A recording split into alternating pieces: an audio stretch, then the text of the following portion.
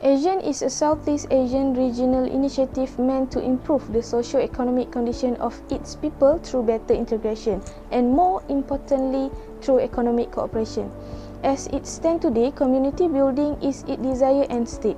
The ASEAN Charter, articulated in the year 2007, is thus committed to establishing an Asian community comprising the Asian Politico-Security Community, the Asian Economic Community, and the Asian Socio-Cultural Community. The Charter aims to build a more integrated community in such dimension. During the 26th Asian Ministerial Meeting and Post-Ministerial Conference, which were in Singapore on 1993, had agreed to establish the Asian Regional Forum, which is ARF. The first meeting of Asian Regional Forum was held in Bangkok on 25 July 1994. Members consist of 10 Asian members: Brunei Darussalam, Thailand, Malaysia, Myanmar, Philippines, Singapore, Cambodia, Laos and Vietnam. Dialogue partners of ASEAN: there are Australia, Canada, China, European Union, India, Japan, ROK, New Zealand, Russia and United States. The main purpose for Asian Regional Forum is to provide place for members to discuss on the current regional security issues and development of cooperation to enhance stability of peace and security dialogue. Also, ARF makes significant contribution to efforts toward confidence building and preventing diplomacy in the Asia-Pacific region.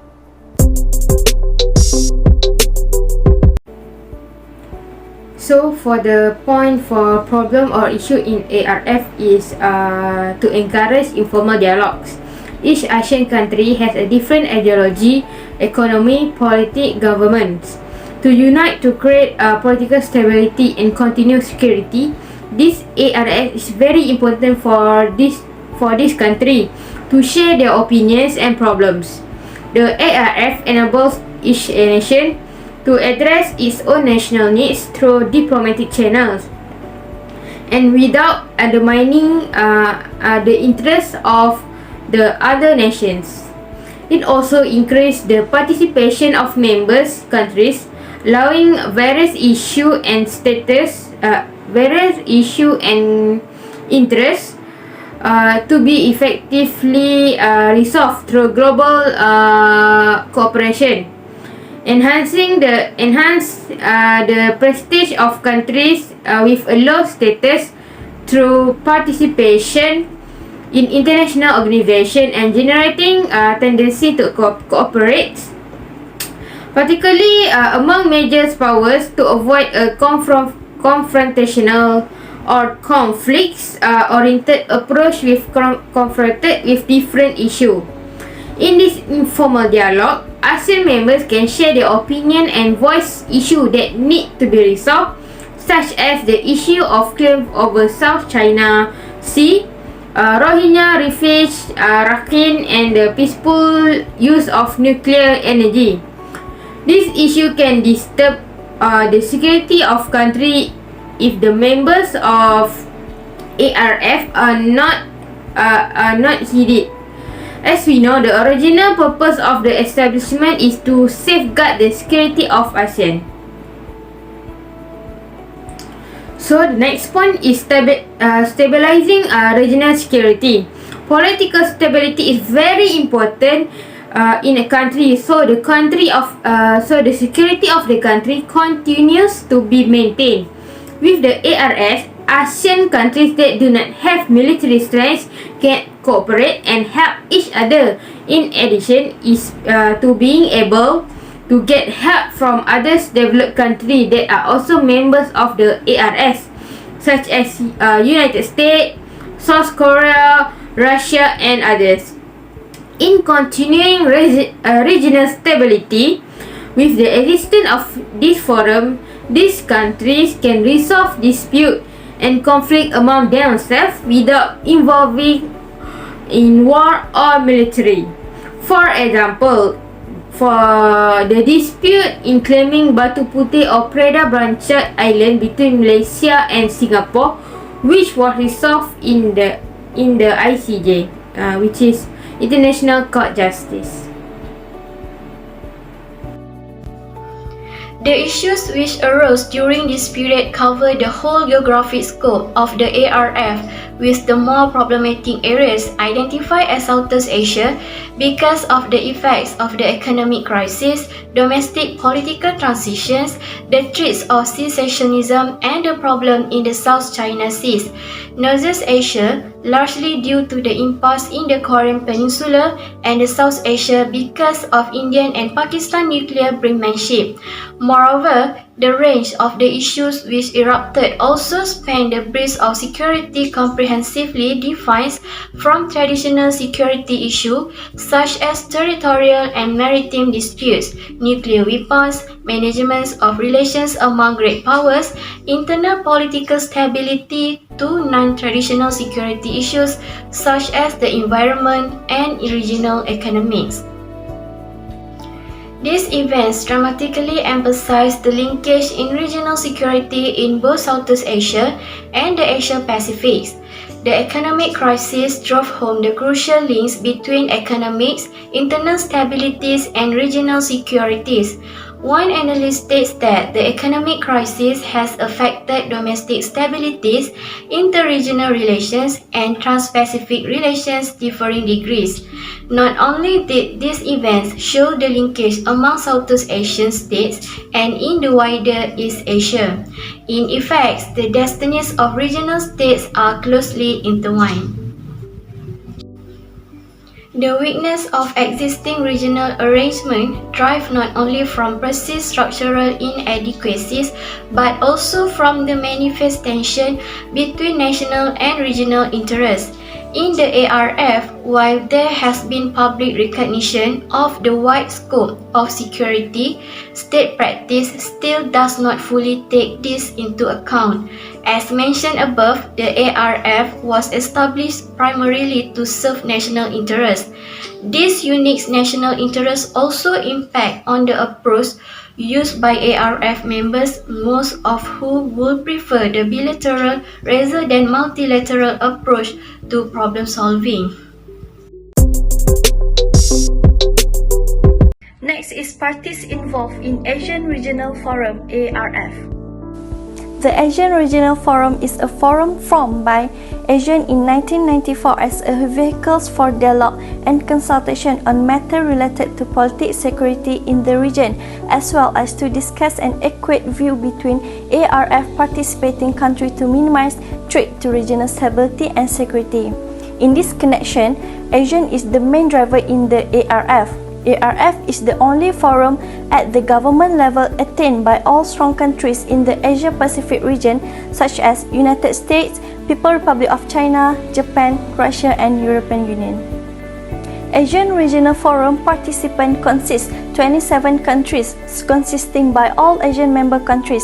They will make decisions based on consensus and frank dialogue. The 27 countries are comprised of the 10 Asian member states, which are Brunei, Cambodia, Indonesia, Laos, Malaysia, Myanmar, Philippines, Singapore, Thailand, and Vietnam. However, the next 10 countries are Asian top partners, which are United States, Canada, China, India, Japan, South Korea, Russia, New Zealand, and European Union. And the remaining 7 countries in the region, namely Papua New Guinea, Mongolia, North Korea, Pakistan, Timor-Leste, Bangladesh, and Sri Lanka. The Asian Regional Forum adopted in July 1996 the following 4 criteria for participation, which are commitment, relevance, gradual expansion, and consultation.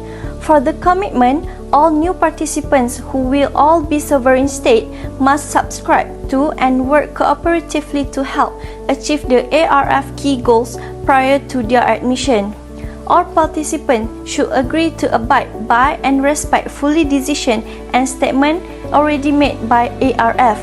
All Asian members are automatically the participant of ARF.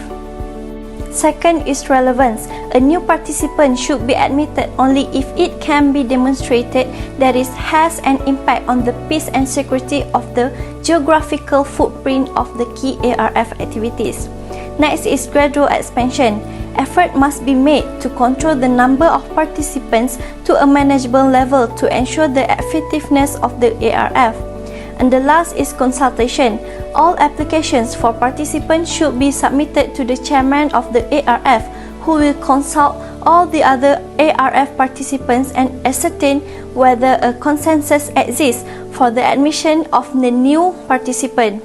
Actual decision on participation will be approved by the minister.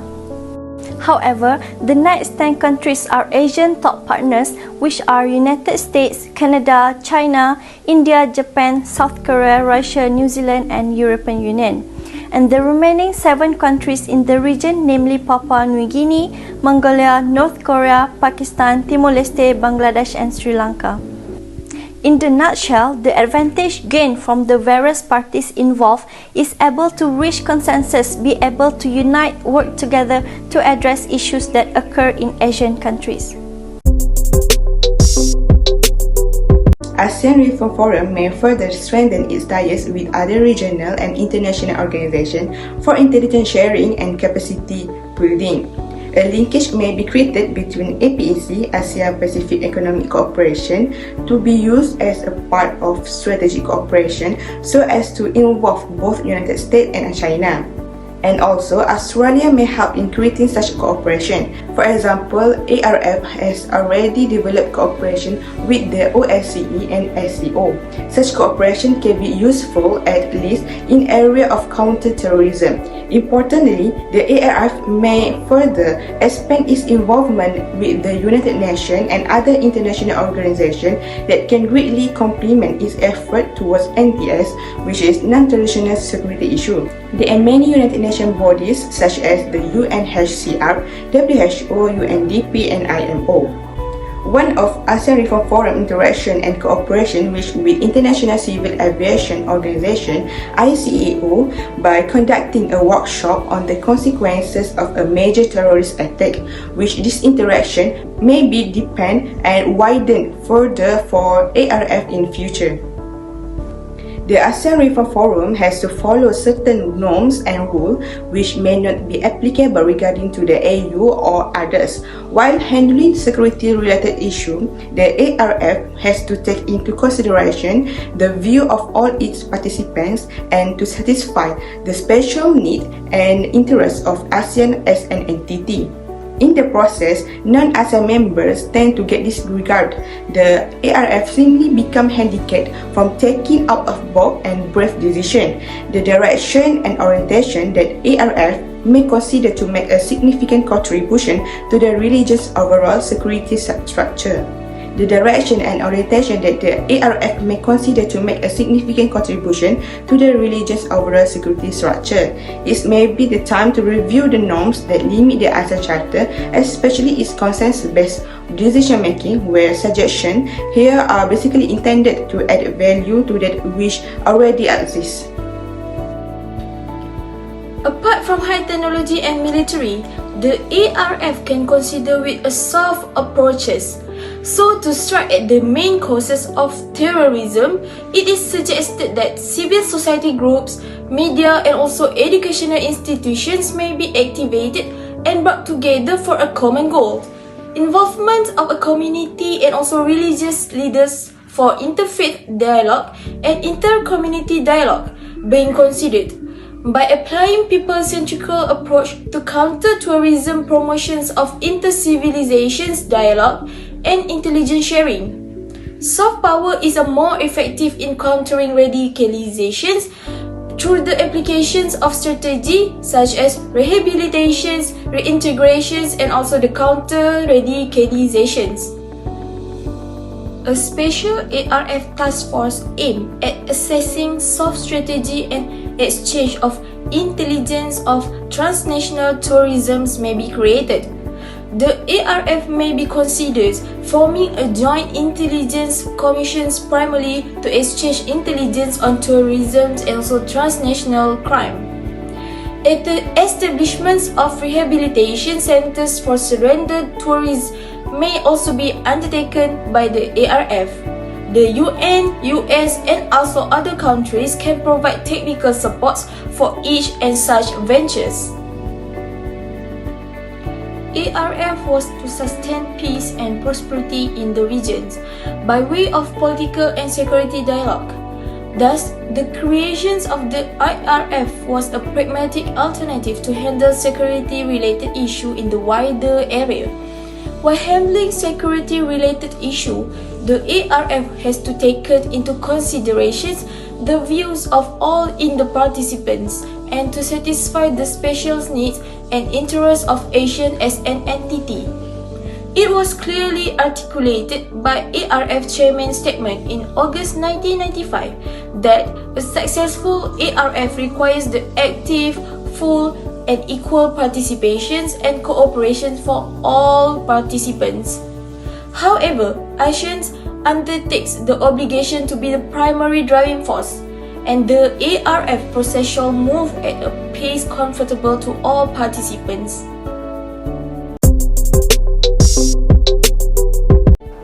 In conclusion, the achievements of the ARF in certain different areas are lauded and commended, even by those who are not in the core geopolitical area. The ARF must consolidate the gain it has made so far, and perhaps, if relevant, redirect its core area.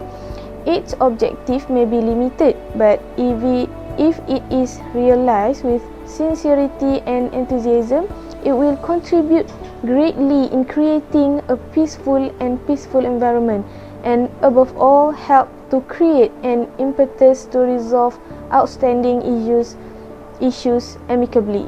It may continue with soft regionalism so as to tame high politics. ARF is relevant in a regional context, although geopolitics tend to haunt the region.